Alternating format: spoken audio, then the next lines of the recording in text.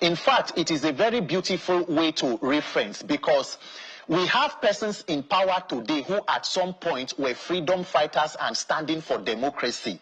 But if you want to know the actual state of where they stand in terms of implementing what Hope 93 should mean and what June 12 should signify, let us throw a challenge to the current president of Nigeria, President Bola Ahmed Tinubu, and the Senate president to come out clearly in Nigeria today and make a broadcast that I, President Tinubu, believes in free, fair, credible, and peaceful elections, and that come 2027, I am working to reform INEC to ensure that the will of the people will prevail. Because the significance of June 12, 1993, as my colleague or my co-guest has rightly said, was that the people rejected the military and decided to take destiny in our own hands, meaning power is supposed to be vested in the people. And then we begin to have checks and balances. But today, as we see in Nigeria, we almost have a situation where the legislative arm of government seems like a subordinate to the executive arm of government. There is absolute distrust in the judicial arm of government. For 2 consecutive years, when the president goes to submit his budget, the National Assembly welcomes him with his political mantra, on their mandate they shall fall or sit. So we have a situation where the principles of checks and balances that should exist in a democracy are completely eroded.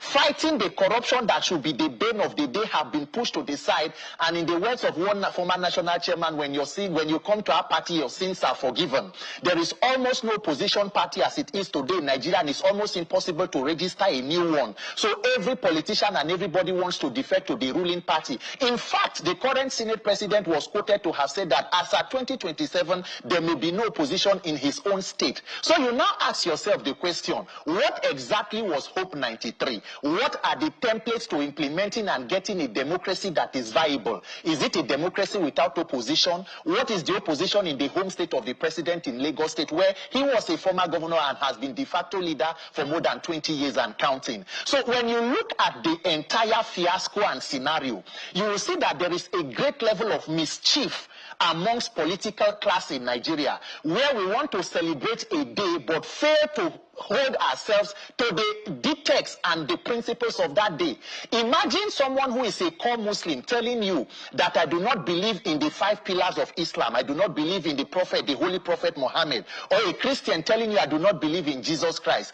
If you must believe in a democracy, democracy is built on free, fair, and credible elections, because power must come from the people. So anybody who is talking about democracy and is not committing to free and fair elections where power comes from the people, where the people can hold you accountable and say, if we are dissatisfied, we can vote you out. If you are not committed to such a system of electoral reform and stopping irregularities, then we are just trying to put the cart before the horse, and we are just deceiving ourselves. So Hope 93 and 2023 today, or 2025, what exactly has been the implementation of those aspects vis-a-vis achieving a democracy that is truly powered by the people?